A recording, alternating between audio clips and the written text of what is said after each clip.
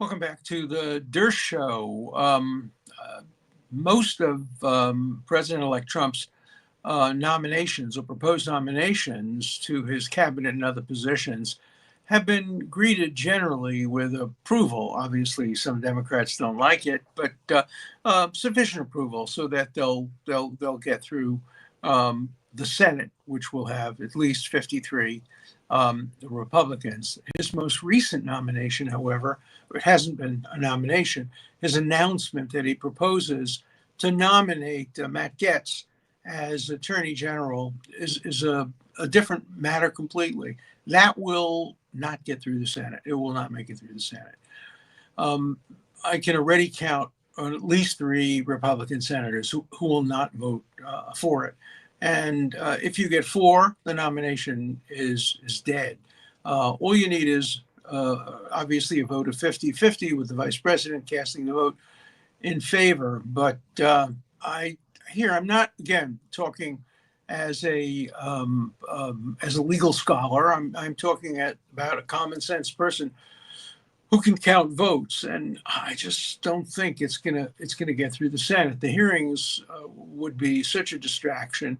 There would be allegations, whether true or not true, but allegations of sexual misconduct, drug misconduct, financial misconduct. It would, be a tremendous distraction from the excellent candidates that have been proposed as, head of the CIA and as Secretary of State and some of the others. So I'm hoping that President Trump will listen to the voices, particularly within the Republican Party and among his friends, and that he will actually not make that nomination and instead nominate somebody who is a consensus candidate who will make it through the Senate with no concerns. There will be dissents. Obviously, you're going to get, Chuck Schumer is going to oppose anything, but I'm talking about his own people, the senator from Maine, the senator from Alaska, the outgoing minority leader.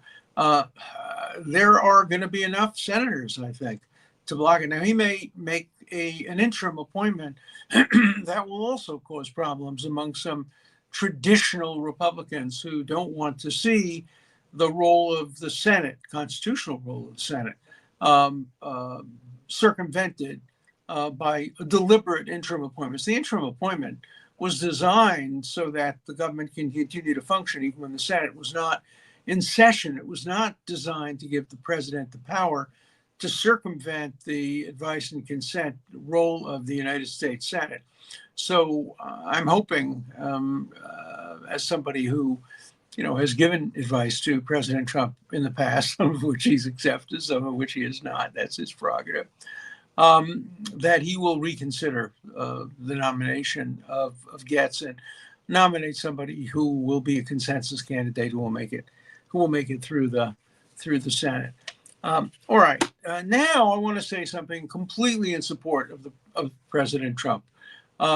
President Trump has made it clear that he's going to have an active role in selecting and dismissing generals from the United States Army. The Wall Street Journal reported that he is thinking of setting up a commission, a warriors commission, to give him advice as to which generals, 3-star generals, 2-star generals, 4-star generals, to keep on and which not. Well, CNN has gone crazy. They spent the whole day yesterday getting people like, former Secretary of Everything, Panetta, coming on television. Say, this is unprecedented. This is terrible. No. The Constitution does something unique in the world. It makes the elected president of the United States the commander-in-chief of the armed forces. It gives civilian control over the army. Panetta was saying, no. The generals should decide who the generals are. The army should decide who the generals are. The army should be making these decisions. No, that's what happens in totalitarian countries. You have an independent army. We don't want an independent army. We want an army that takes orders from the political branches of government. You may not like who the president and the commander-in-chief is now. But that's not what the Constitution is about. The Constitution is about structure. And the structure insists that who is a general and who remains on as a general is the prerogative of the President of the United States. And the President of the United States can decide what process to use to keep on who will be his generals and who will not be his generals. Lincoln did that. It was controversial. He fired McClellan. He fired others. And he decided who his generals were going to be based on his conception of how the war was going and should be going. The generals didn't decide how to fight the Civil War. It was the President of the United States who decided to pick the generals who would decide who to fight the Civil War. Very few of you are old enough to remember something I remember very vividly when General MacArthur decided he wanted to attack China. And President Truman said, no, we're not going to do that. You're fired. You're fired, General MacArthur. General MacArthur had just won the war in Asia. And after he got fired, he was greeted in the United States with a parade down Fifth Avenue, standing applause in Congress. He could have run for president and probably won. He was extremely popular. But the President of the United States fired his ass. And that was his power. That was within his prerogative. And I'm sure that these same Panettas and other know-it-alls would say, well, that was the right thing to do. Of course, President Truman had the right to fire MacArthur because we don't like MacArthur. We like President Truman. President Lincoln surely had the right to fire McClellan because we like President Lincoln. We don't like McClellan. But we don't like President Trump, and we like his generals. So we're going to take a different position on that. That's called hypocrisy, inconsistency, double standard. So I'm 100% on President Trump's side on this, institutionally and structurally, because it's the role of the president to decide who remains on as generals and who doesn't remain on as generals. That's what civilian control of the military is all about. Panetta, go back to school. Read the Constitution. Don't be such a partisan. Yeah, you've been secretary of everything to every Democrat from as long as I can remember. But you are such a partisan. And you're smart, so you know what you're doing. You know when you go on CNN and you fool the public into thinking that it's unprecedented for a president to fire a general without telling them about Lincoln and Truman and dozens of other presidents throughout history who have done the same thing. You're misleading us. You're deliberately misleading us because you're partisan. You're more a partisan than you are somebody who is objective. And the same thing is true of CNN. They were all, with their eyes agog. Oh my God, the president's going to fire a general? Yeah, that's what presidents do. And that's what they're supposed to do. And that's what it means when you say that there has to be civilian control.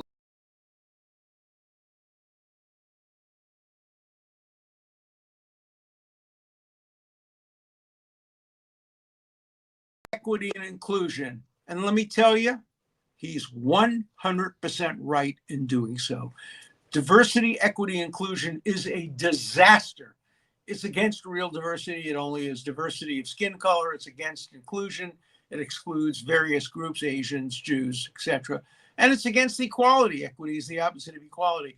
I don't want to see our generals imposing or teaching or requiring their underlings to support DEI. DEI is a disaster. It's un-American, and it's terrible for the Army. So if I were the President of the United States, I'd fire everyone. Every general who believed that DEI is appropriate for the Army. That's exactly what a president should do.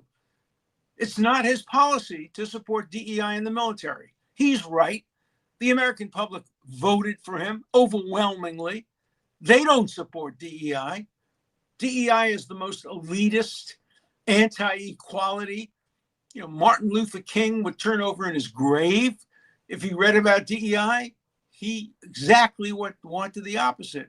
I want a day when my grandchildren and children will be judged not by the color of their skin, but by the content of their character. It's the opposite of DEI.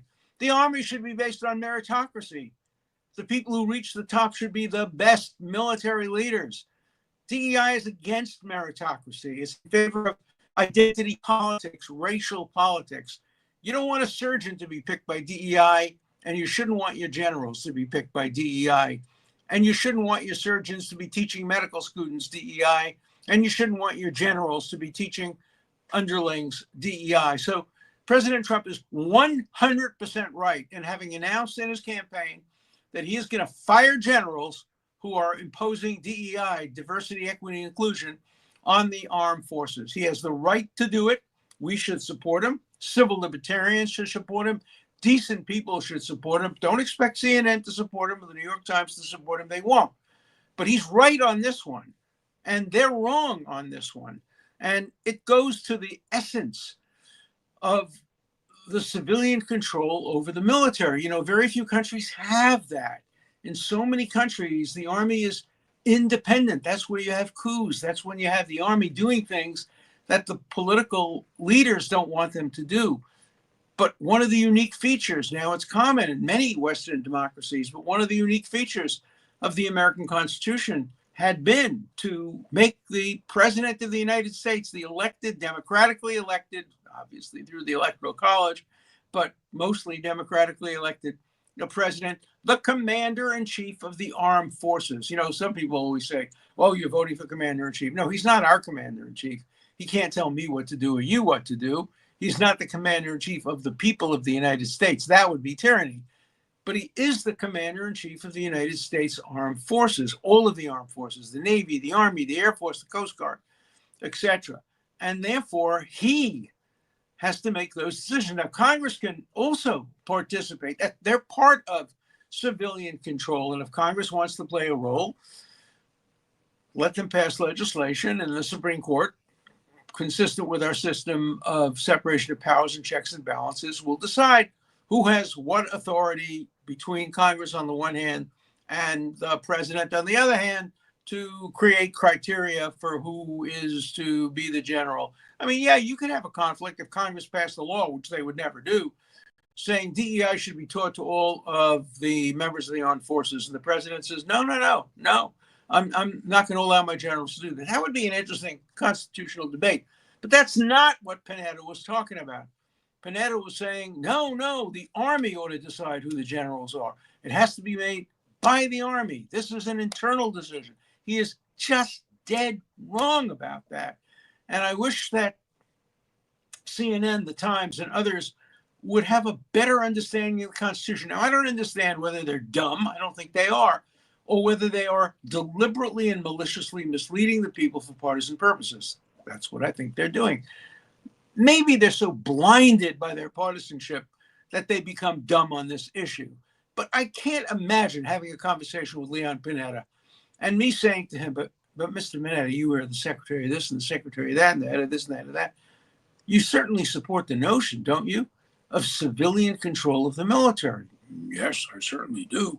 Well, if you support the notion of civilian control of the military, why do you think that generals and other Army personnel should decide who the generals are and what the criteria should be for hiring and firing generals? Doesn't civilian control of the military entail the president, maybe Congress, but civilians making these important policy and personnel decisions? How would he answer that question? He wasn't asked that on CNN. Jake Tapper never asked him a single question about that or about anything else because, you know, CNN, there's a lot of head shaking both ways. Republicans this way, Democrats this way. That's what's happened to CNN. And yesterday was just a remarkable disaster of educational malpractice by the network on the issue of civilian control of the military. So I hope that at least my viewers and listeners will go back and read the Constitution and will understand that it's the President of the United States who decides whether it's Lincoln firing McClellan, whether it's Truman firing MacArthur, or whether it's Trump firing DEA advocates in the military. That's the way the framers of our Constitution intended it. That's what they wanted. Leon Panetta, you're wrong. Donald Trump, you're right. At least on this one. And I've been a big supporter of Leon Panetta over the years. He's quiet, he's soft-spoken, he's balanced. He usually, can be counted on to give reasonable explanations. But when it comes to Trump derangement syndrome, he, like everybody else, he stops thinking. Leon Panetta, we expect more of you and better of you. Tell your listeners that the Constitution supports President Trump on this one. You can continue to oppose him on everything else. You can oppose him on his nomination of Getz. You can oppose him on his nomination for the Secretary of Defense. You can do all of those things. That's fair game. But don't mislead the American public on how the Constitution demands that there be civilian control of the military, because you're just doing a disservice to America by letting them believe that the Constitution somehow gives the authority over who should be generals to the generals themselves and to the Army. No. That's what happens in banana republics. That's not what happens in the United States of America. Okay, so let's see what the letters are today. This is a nasty one to start with. Hey, you always start the show out with Jew talk. Obviously, I talk sometimes, not today, but other days about Israel, what's going on in the Middle East. So this guy, Blake Stone, 7823, doesn't like my Jew talk. He probably should be going to Amsterdam and joining some of the riots there, because there, if you do Jew talk, you get your head bashed in. But I'm going to continue to do Jew talk if I feel it's warranted, and I'm not going to be censored by somebody who doesn't like Jew talk. It reminds me of what they're saying in Amsterdam. Jew hunting. There's a Dutch phrase for Jew hunting. There must be a Dutch phrase as well for Jew talk. I'll ignore them both. Okay. The only reason that Judge Marchand wants to delay sentencing is to prevent Donald Trump from appealing. Well, he can't do that. And I would certainly give him advice that if the judge refuses to sentence for a period of time, say beyond 30 days or something like that, after November, whatever, that he take a mandamus to the appellate courts and they would allow him to appeal. I'm convinced at that point. They wouldn't allow a judge to deny a defendant his right to appeal by simply delay. No, that is wrong, and I'm sure the courts would find it wrong. I mentioned also that the judge wants to maintain the stigma of a conviction, or at least a jury verdict against Trump. So he has a letter that says, there is no stigma on Trump. The stigma is on the New York legal system. I agree with that. But remember that the Democrats ran their campaign in part on don't vote for a convicted felon, without telling people that the conviction hadn't been finalized with a sentence and there'd been no appeal. And so using a jury verdict as a way of stigmatizing a candidate was unfair. And the conviction, obviously, prior to the election, with an appeal coming after the election, was a form of election interference, especially since the conviction was based on a non-crime, as I have proved and demonstrated over and over again, and as the courts will eventually agree with me on. I hope President Trump consults Alan Dershowitz on all these important legal matters and positions. I hope so too. And I have, over the years, offered to help every single president since I've been old enough to do it. And I have advised, I think the first president I advised was Jimmy Carter. But I've advised pretty much every president since Jimmy Carter.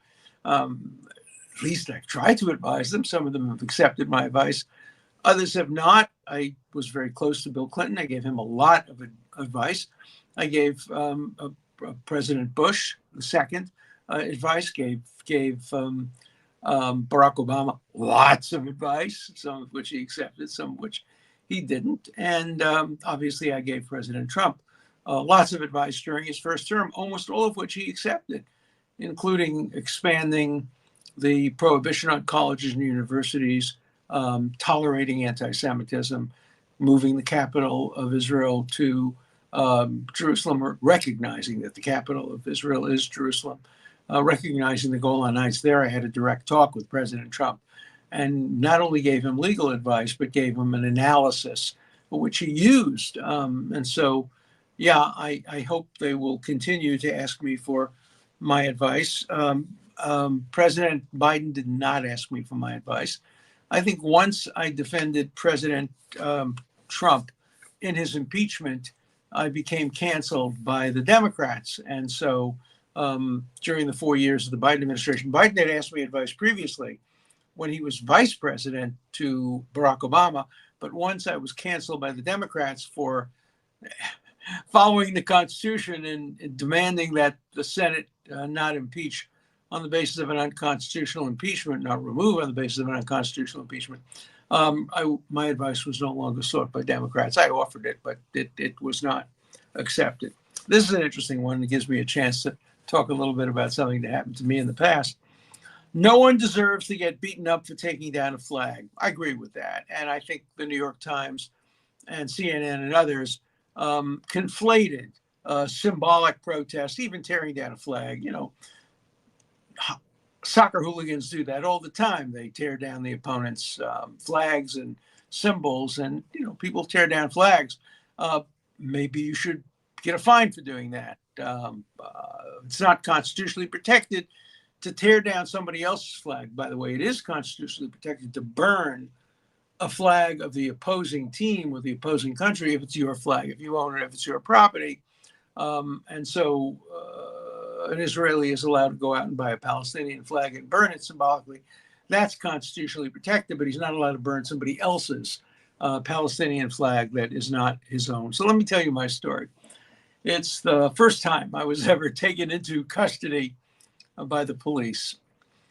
You can check the year, but I think I was a college freshman. So that would have been 1955, the year the Brooklyn Dodgers won the World Series, maybe 1956. My friend Alan Dershowitz and I went to Washington, D.C. To see the sights. Maybe we went for this reason as well. When we got there, we learned, or maybe we had learned it before, I don't remember, it's, you know, almost 70 years ago, that King Ibn Saud of Saudi Arabia, who owned slaves, was being honored, and there was a state dinner, and he was meeting the president of the United States, 55, that would be President Eisenhower, 56. And so we went to Washington we were going to protest. And we went to the Lincoln Monument, and on the Lincoln Monument, there was a green and white Saudi Arabian flag of a country that permitted slavery. And just got me. I just said, President Lincoln deserves better. He should not have the flag of a slave-owning country on his memorial. He's the man who ended slavery in the United States. And so I pulled it down and I stomped on it, and I got taken into custody by the park police. And I argued my first case. I argued it in front of a commissioner or something like that. I don't know whether he was a judge. He wasn't wearing a judge's uniform, but he was the guy who was going to determine whether I was going to get arrested or not. And I argued my first case, and my friend Alan Dershowitz remembers it very well. I made a very strong argument that I'm preparing to go to law school, and I shouldn't have anything on my record, that my emotions took over for me. I couldn't bear the idea of seeing a slave flag on the memorial to the man who abolished slavery in the United States. And the judge looked at me with a smile. I said, all right, I'm not gonna order you to be arrested or detained. You're free to go, but I want to give you a warning. Don't ever tear down a flag again that anybody could see. And then he smiled. Obviously, he was on my side completely, but he had to berate me for tearing down the flag. According to the people in Amsterdam, I guess the Saudis had the right to come and then beat me up and chase me and go into a Jew hunt because I was tearing down a Saudi Arabian flag. So that was my first crime, tearing down a Saudi Arabian flag. I'm very proud of it. And so and it wasn't my flag, so I had no constitutional right to do it. Clearly, what I did was legally wrong.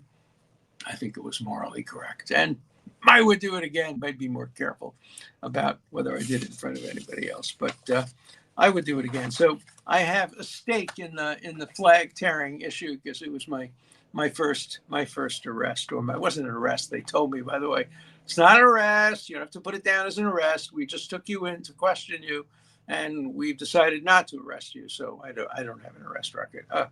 Okay. Here's another one. Please don't conflate all Europeans with anti-Semites. You're right, not all Europeans, but a lot of them. A lot of them in Ireland, in France, in Norway, in Holland.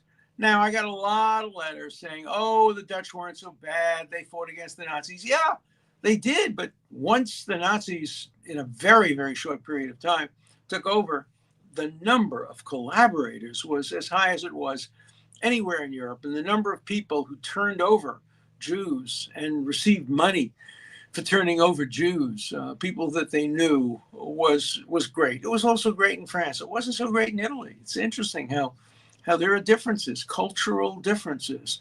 In places like Ukraine, which had been a hotbed of anti-Semitism for 1,000 years, there was no question that many Ukrainians delighted in turning over Jews, and some shot them in themselves, and many were wearing swastikas and supporting the Nazis. That was, one extreme.